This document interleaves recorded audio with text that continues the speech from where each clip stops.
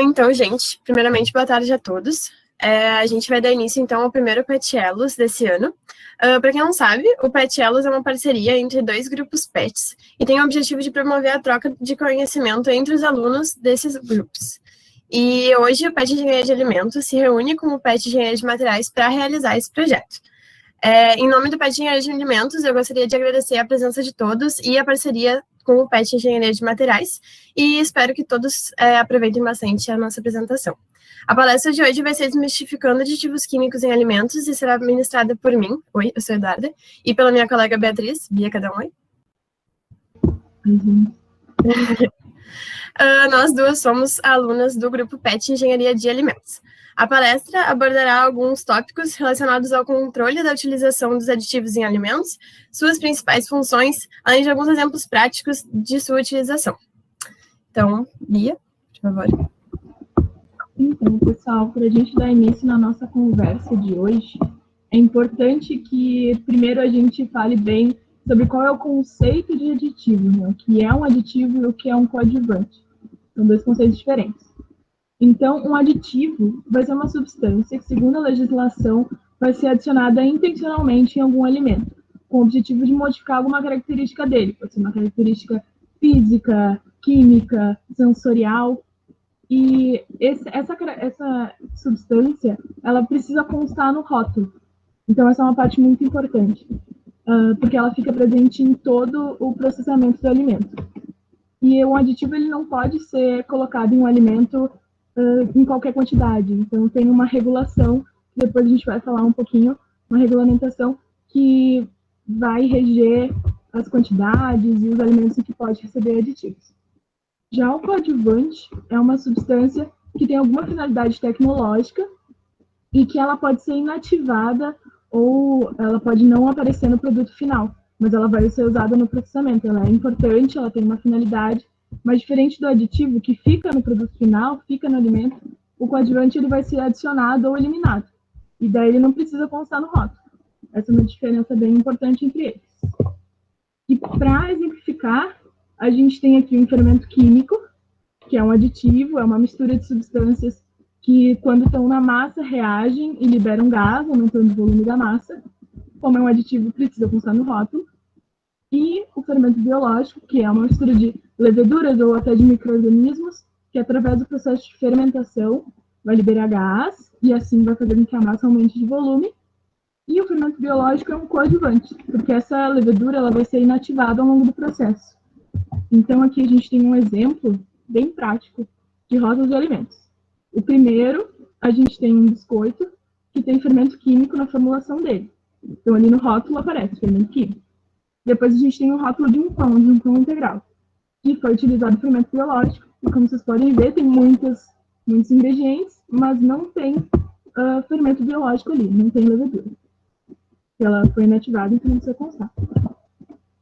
E como eu comentei antes, esse aditivo ele não pode ser colocado de qualquer forma no alimento, não pode ser consumido em qualquer quantidade. Então, tem uma legislação, tem órgãos que regulam o uso desses aditivos. E agora a gente vai falar um pouquinho sobre eles.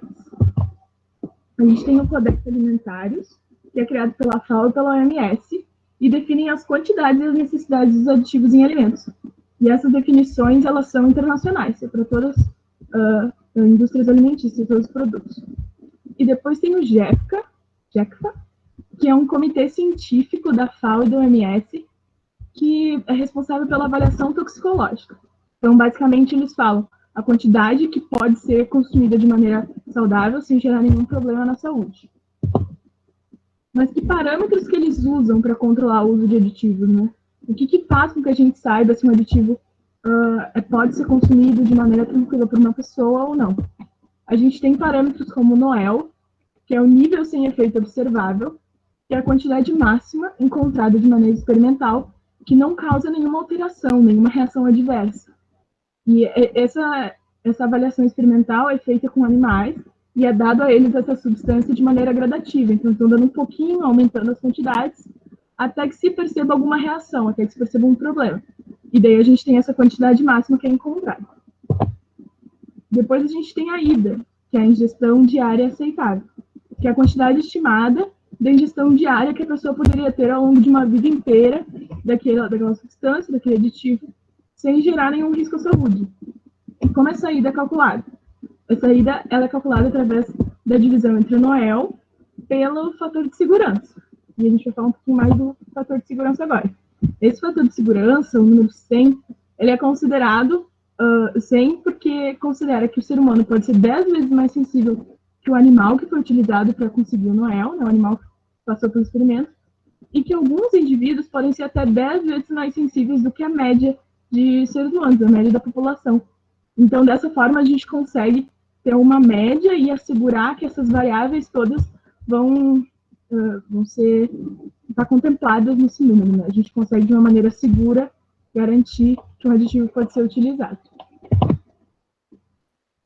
A gente vai falar, então, agora um pouco do porquê que a gente precisa dos aditivos, né? Por que eles existem, qual a importância deles e por que eles são tão usados, principalmente na indústria alimentícia, né? Pode passar. Os objetivos, né, de se utilizar esses aditivos, de forma geral, são produzir alimentos mais atrativos, ou seja, melhorar a aparência dos produtos, para chamar mais a atenção do consumidor, principalmente, porque é muito difícil vender um produto que não é visualmente bonito, que ele é feio, entre aspas.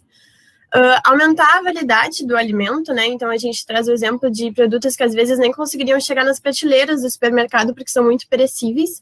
Então, né, para a gente conseguir que ele dure bastante, chegue em outras cidades, quando não são produzidos, né, ali dentro da região, perto dos lugares, para ser transportados até para outros países, para chegar nos mercados desse outro país.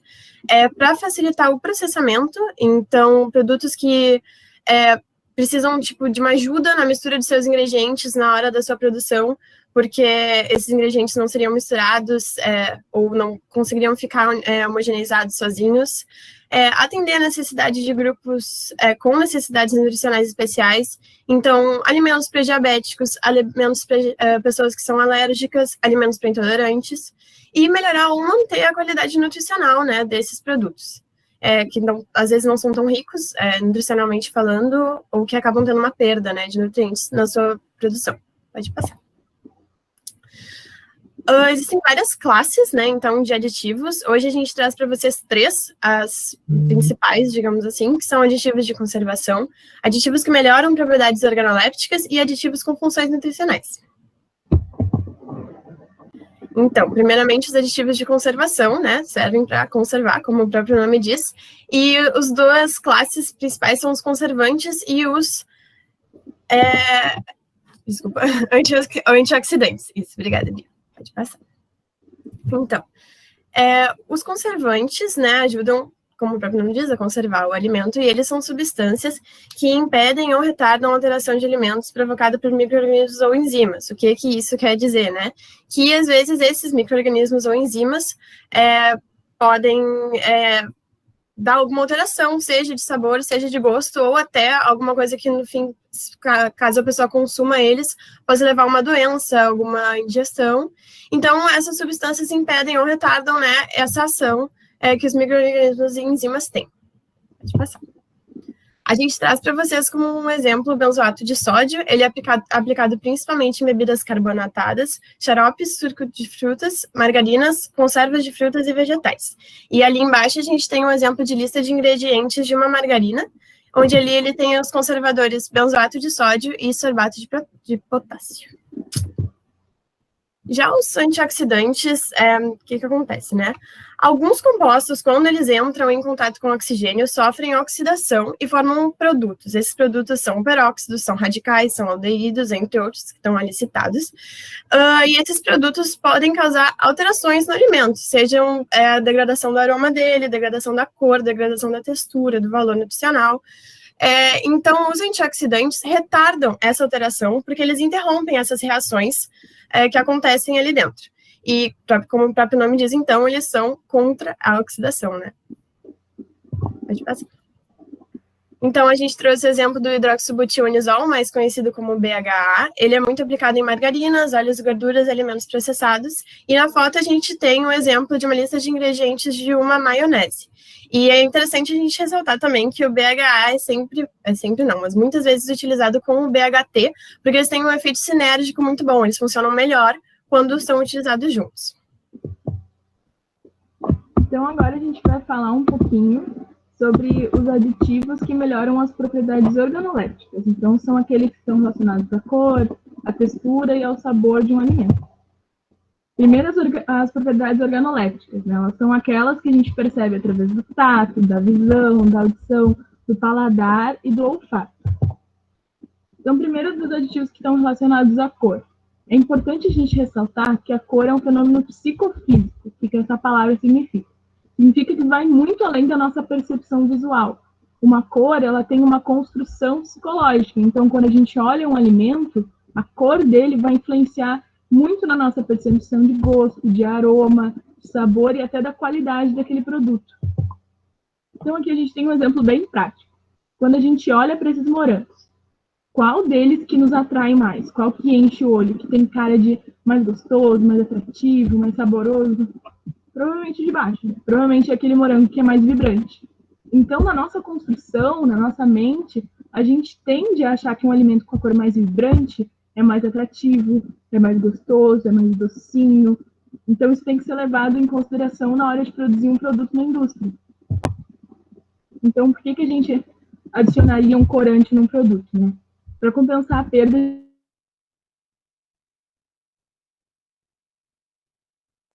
cremas, o produto pode perder a cor natural dele.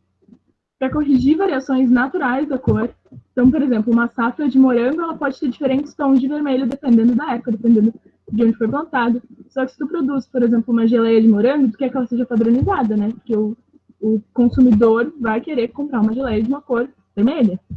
E da mesma forma, intensificar ou realçar as cores também é muito importante, porque se a gente for pensar, de novo, numa geleia de frutas, a cor natural da fruta pode ser perdida e tu quer intensificar aquela cor, tu quer que a geleia de morango seja bem vermelhinha, porque a gente vai entender que uma geleia mais vermelha é mais atrativa, é mais docinha, mais gostosa. E também dá cor a alimentos sem cor, né? Então, uma gelatina, por exemplo, não tem cor, uma gelatina de morango só vai ser vermelha porque se adiciona corante nela. Então, não tivesse cor, provavelmente a gente não sentiria, não teria essa experiência de consumir aquele alimento da mesma forma. A gente tem os corantes tanto sintéticos quanto naturais. Então, aqueles que têm origem natural, a gente tem como exemplo a cúrcuma, o urucum, a páprica, o carmim, e eles são bastante utilizados na indústria. Então, a gente tem aqui um exemplo de mostarda, que tem a cúrcuma, que deixa uma cor mais amarelinha, e a páprica, que deixa uma cor um pouquinho mais avermelhada. E um exemplo de macarrão, que é bastante utilizado, cúrcuma e urucum, para dar essa cor mais amarelinha ao macarrão de trigo. E aqui a gente tem exemplos de corantes que têm origens sintéticas, como, por exemplo, o corante artificial vermelho 40 em uma bala, e o corante amarelo crepúsculo em um refrigerante de laranja. Depois a gente tem aqueles aditivos que vão interferir no sabor. Então, os famosos aromatizantes, saborizantes, que alteram a nossa percepção gustativa e, frequentemente, são confundidos com as percepções olfativas. Né? Tem também os edulcorantes, que são conhecidos como adoçantes, os sais, os acidulantes, os realçadores, que a gente vai falar mais à frente um por um. Aqui tem um exemplo bem bom de vários aditivos que estão relacionados à nossa percepção de sabor em um único produto. Né? Então, aqui a gente tem um suco em pó de abacaxi. E, como ele é um suco de abacaxi, a gente precisa que ele seja mais ácido. Então, se coloca ali um acidulante de ácido cítrico. Também tem vários edulcorantes neles, né? Vários adoçantes, aspartame, clamato, sulfame, sacarina. E, além do suco natural de abacaxi desidratado que tem, também se coloca um aromatizante, provavelmente de abacaxi, para ressaltar esse sabor, porque só o suco de abacaxi desidratado não daria conta. Os edulcorantes, eles são os aditivos de baixa caloria que proporcionam um sabor doce, então normalmente são chamados de adoçantes. São muito utilizados na substituição do açúcar, tanto para produtos dietéticos, ou dos produtos que precisam ter uma redução de açúcar para reduzir a quantidade de calorias. E a gente tem os que são de origem natural, sorbitol, xilitol, manitol, e os de origem artificial, que são sintéticos, então aspartame, ciclamato, sacarina, sucralose.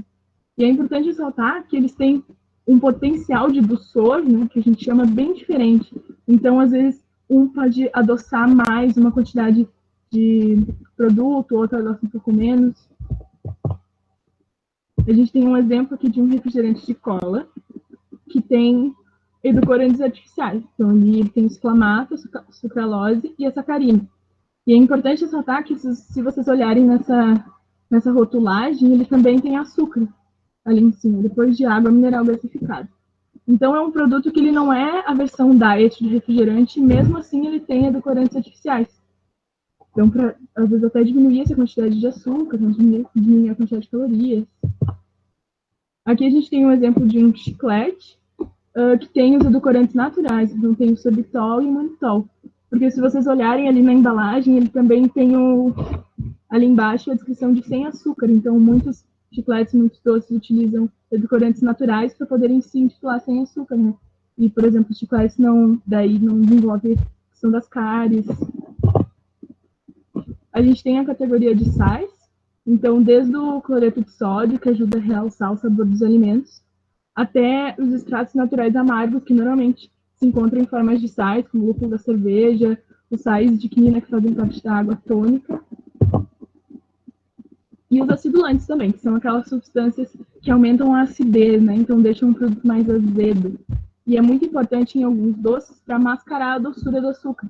Porque às vezes um doce, uma bala, se vocês olharem, normalmente vai ter algum acidulante, porque ela é muito doce. E uma pessoa não consegue consumir uma coisa tão doce assim, deixa a gente repugnado.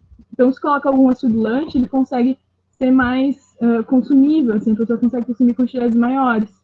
Então, a gente tem como exemplo o ácido acético, lático, cítrico.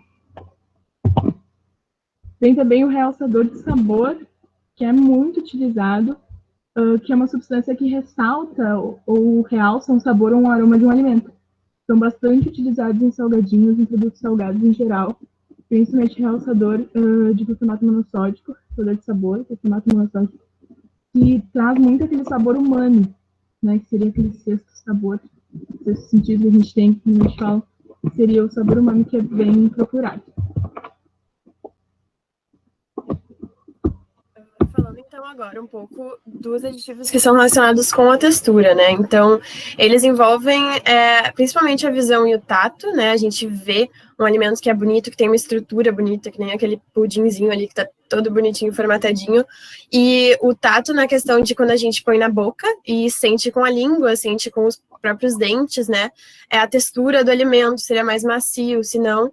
E também a gente pode, inclusive, envolver o sistema auditivo, no caso de alimentos crocantes, né? Aquele cereal que tu come de manhã, ele não é crocante por si só, né? Os aditivos muitas vezes ajudam a ele ficar com essa crocância até, inclusive, por bem mais tempo do que, mesmo se ele tivesse essa crocância naturalmente, ele ficaria, né?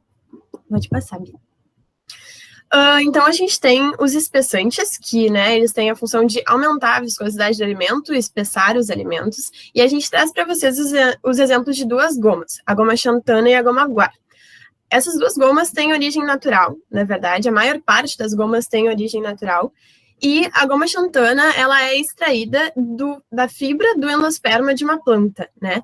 Enquanto a goma guar é extraída da fibra do endosperma de uma planta e a goma xantana é obtida através da fermentação de uma bactéria.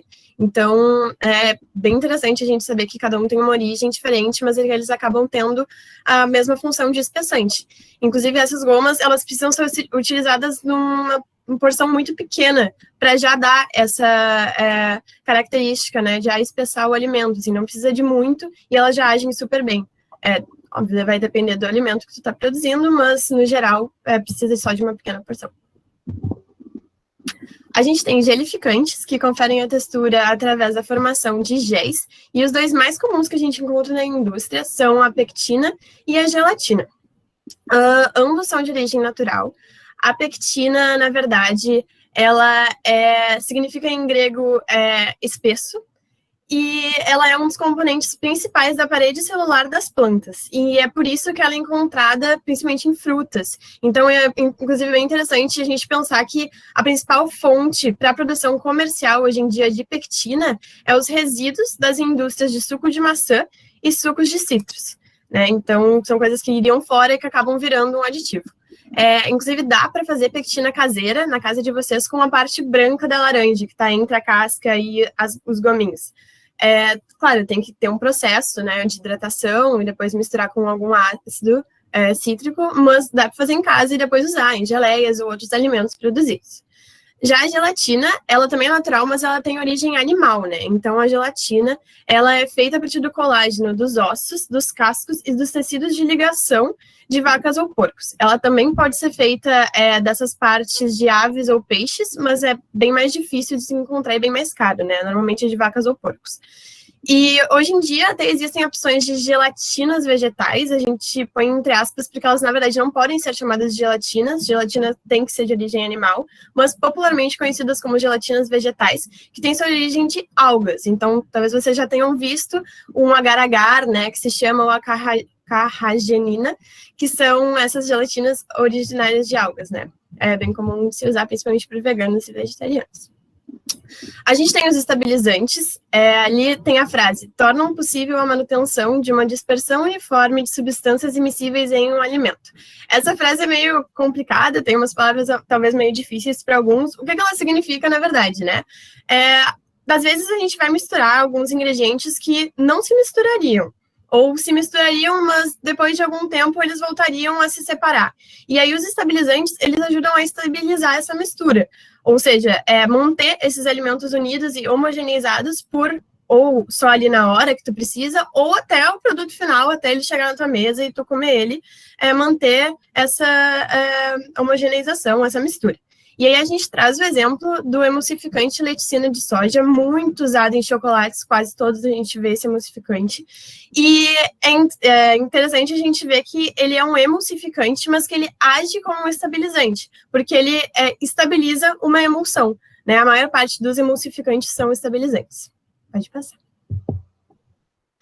Então, as funções dos estabilizantes são manter as propriedades físicas dos alimentos, né, que nem eu falei, mantendo a homogeneidade, impedindo a separação dos ingredientes, aumentar a viscosidade, então o alimento está muito ralinho, às vezes muito líquido, quer deixar ele mais gelatinoso, mais grosso, mais consistente, ajudar a evitar a formação de cristais que afetariam a textura, a gente vê isso até muitas vezes em sorvetes, assim, ou enfim, outros alimentos que é meio difícil de descrever, mas eles formariam uma coisa, uns cristalzinhos que não são bons de sentir na boca, não fica homogêneo, não fica cremoso. Então, os estabilizantes ajudam a manter essa textura. E a estabilização de espumas, né, que é, na verdade, uma categoria bem delicada, tu criar uma espuma e tu manter ela. Então, eles ajudam muito nisso, né, tanto a criar como a manter. Pode passar. E por último, a gente traz a classe de aditivos com finalidade nutricional. Muitas aspas nesses aditivos, porque eles não são considerados aditivos segundo a legislação brasileira, né? Por quê? Porque, como a Bia disse lá no início, não sei se vocês lembram, a legislação diz que para ser um aditivo não pode ser posto com a finalidade nutricional. Então, como esses são justamente com essa finalidade nutricional, eles não são considerados aditivos, né, pela legislação, mas popularmente chamados, porque se tu vai ler lá a listinha de ingredientes e ver um deles, tu vai pensar, nossa, não sei o que é isso, devem ter adicionado, tipo, não é um ingrediente que eu conheço, vou chamar de aditivo. Pode passar. Quais são, então, esses aditivos com função nutricional? São vitaminas, minerais, proteínas, aminoácidos essenciais, fibras alimentícias e alguns lipídios que permitem um enriquecimento de ácidos graxos essenciais. E em todos esses casos, se procura uma finalidade nutritiva ou dietética, né? Pode passar. Então, por que eles são utilizados? Por que muitas pessoas acabam pondo eles, né? Da indústria, enfim.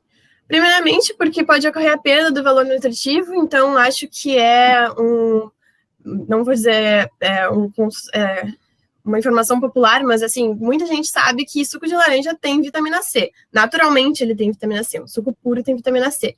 Mas o que acontece? Tu vai engarrafar o suco, tu precisa esquentar ele para tirar bactérias, ele vai ser exposto à luz, ao calor, ele vai ser transportado, e durante todo esse processo da indústria, ele pode perder boa parte dessa vitamina C dele. Então, adiciona-se vitamina C ao suco de laranja para compensar essa perda que já se sabe que ele vai ter no futuro, né? Então, ele conseguir chegar na tua casa e ser servido no teu copo com um valor ainda bem alto de vitamina C.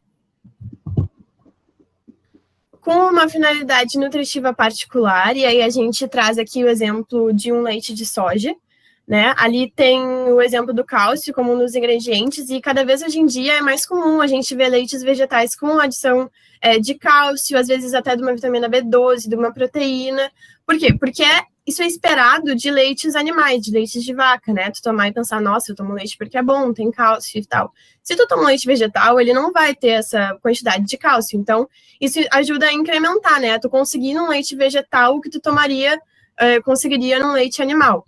A gente vê muito hoje em dia, ou acho que até tá passando um pouco essa onda, mas via-se muito aqueles shakes nutritivos milagrosos que tu toma na hora das refeições, né? O que é aquilo? Eles meio que deixam uma bebida com pouquíssima caloria, para não ganhar caloria e diminuir, né, a quantidade que tu ingere durante o dia, para não engordar, vamos dizer assim, né? Isso não tem muito a ver, mas enfim, é o que pregam.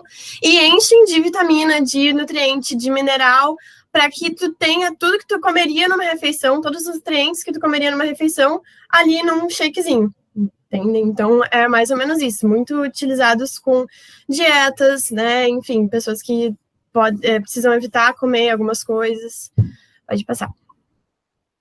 E, inclusive, podem ser adicionados por uma questão de saúde pública, né, então...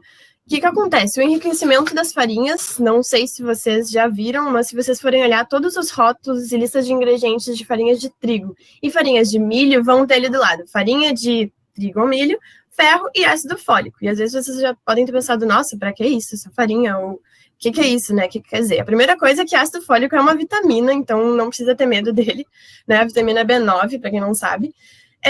E por que ele é adicionado em todas as farinhas de trigo e farinha de milho? É uma lei, na verdade, isso, que o governo implementou, porque existe, né, duas doenças de saúde pública bem graves no Brasil, que é a anemia por deficiência de ferro e a má formação do feto quando a mãe não consome ácido fólico suficiente, porque, na verdade, o ácido fólico auxilia na formação do sistema nervoso do bebê.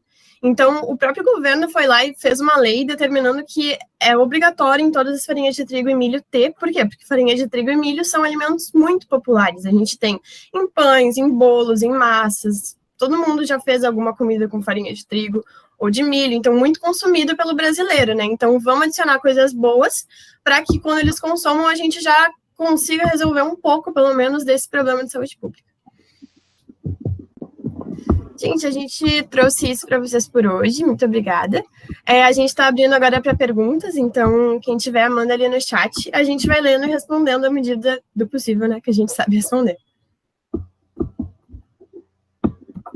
Eu acho que uma pessoa comentou antes sobre o agar-agar, acho que a Duda respondeu ao longo da apresentação, né, mas é extraído de uma alga e é muito utilizado para gelatinas vegetais, né.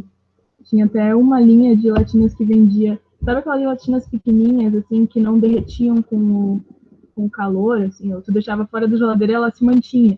Isso era porque era de agar-agar, era provavelmente feito de agar-agar, tinha uma linha infantil, assim. A gelatina animal, né, ela normalmente com calor e altas temperaturas, ela se dissolve. E aí com baixas temperaturas, então quando pôr na geladeira, ela fica firme.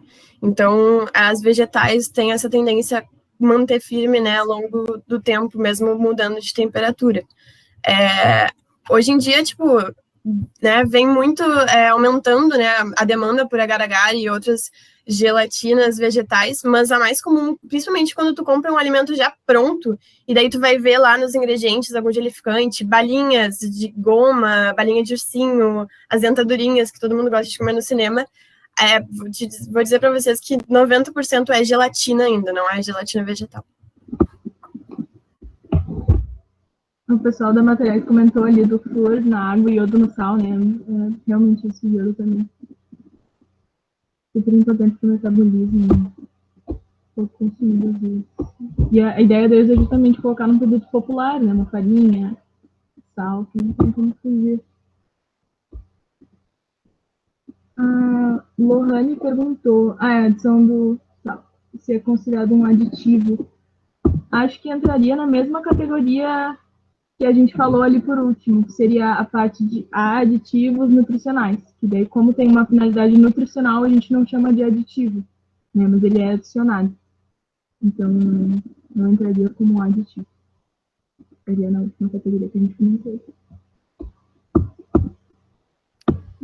Eu queria falar um pouco também, assim, acho que a Bia pode me complementar depois, sobre os aditivos que tem não vou dizer um mito popular, mas uma circulação até de pesquisas, às vezes, que dizem que aditivos não fazem bem para a saúde, ou são cancerígenos, ou uma coisa ou outra, né?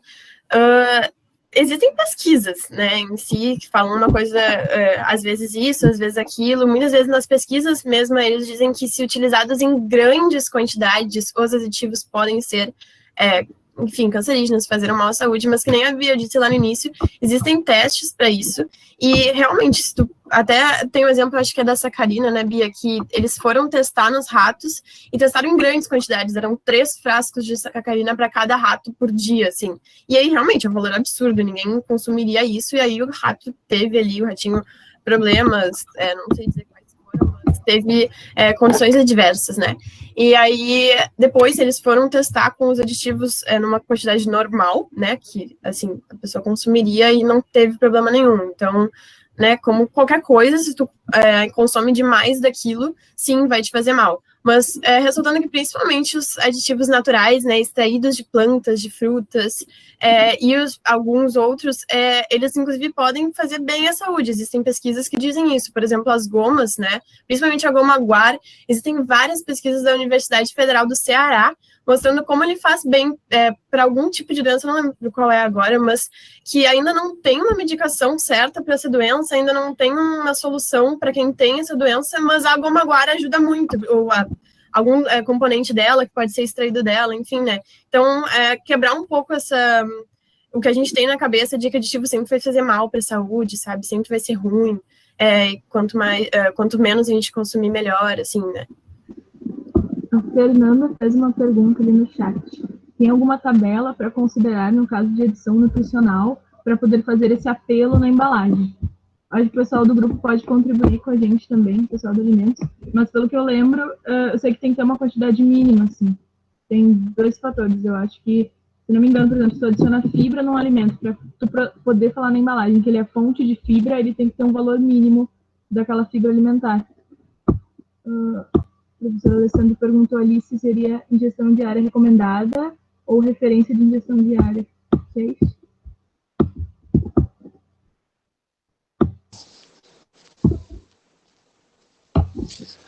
Olá, vocês me ouvem? Ou... Sim. Tá. Então, para essa recomendação, a gente pode utilizar como referência essas tabelas que a gente chama de RDI, as tabelas de ingestão diária recomendável. Então, o alimento tem que conter, né, no mínimo, aquela ingestão diária recomendável. Se não for isso, ele pode descrever, contém 50% da ingestão diária recomendável. Então, a gente segue essas tabelas. Muito obrigada, professor. Eu lembro, só deixa eu complementar um pouquinho, Bia. Que eu fiz um projeto de desenvolvimento de alimentos uma vez, e que isso é uma coisa muito pedida pela indústria, que é para ter esse apelo na embalagem. Tipo, meu alimento é fonte de não sei o quê, meu alimento é emagrecedor, meu alimento é isso, meu alimento é aquilo. Isso é uma questão que tem que ver bem direitinho na lei, porque tu não pode dizer que teu alimento emagrece, tu não pode dizer muitas coisas, teu alimento vai curar a doença da pessoa. E muitas vezes os criadores, né, daquele produto querem apelar para esse lado, porque, óbvio, vai vender mais, né? Mas tem que ser, essas referências que o Alessandro mandou, tem bem explicadinho e tem que ter lá taxa mínima, é bem complicado, tem que pedir, se não me engano, autorização para conseguir botar esse apelo de é rico em alguma coisa, é fonte de alguma coisa. O pessoal comentou ali no chat também a respeito da tetrazina, né? A Juliana comentou que os problemas com meu filho sobre a tetrazina foi muito importante a indústria de alimentos rever esse problema do corante químico a muitas pessoas alérgicas. Sim, a minha mãe também é alérgica à tetrazina e ela é considerada um alergênico, né? Precisa constar no rótulo quando tem a presença do corante. Um corante amarelo, caso alguém não conheça. E é bem difícil da pessoa descobrir que tem alergia, né? Porque até descobrir que é o corante, normalmente não é o primeiro que a gente vai duvidar, mas ele é um corante sintético alergênico para muitas pessoas.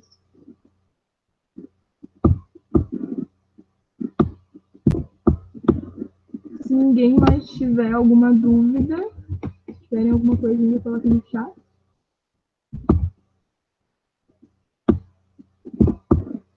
A Fernanda Oliveira comentou que tem corantes sintéticos também iguais aos naturais quimicamente. São aqueles chamados de idênticos. Eu não sei se são corantes. Acho que tem também corantes sintéticos idênticos aos naturais.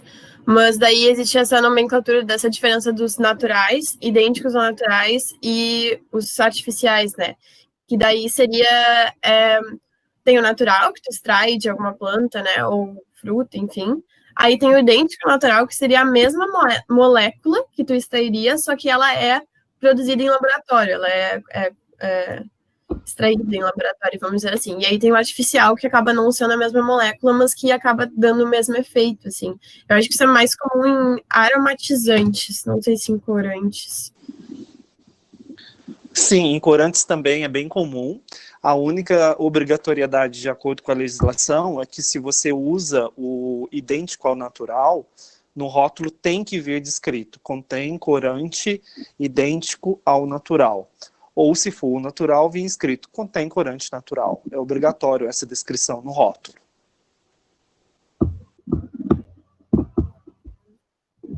Então tá, pessoal, a gente agradece muito a participação de vocês aqui hoje. De novo, muito obrigada, FET Engenharia de Materiais, pela parceria, por virem com a gente nessa conversa. E o objetivo do FET Elos é realmente que a gente tenha uma conversa tranquila, mais básica, sobre assuntos que para nós são comuns, mas que talvez o pessoal da Engenharia de Materiais, por exemplo, sejam novos, né? Que a gente consiga ter essa troca bem rica. Então, vocês vão receber por e-mail o formulário de feedback, é muito importante que ele seja respondido para que vocês tenham acesso aos certificados. A gente vai enviar em breve. E é isso, muito obrigada.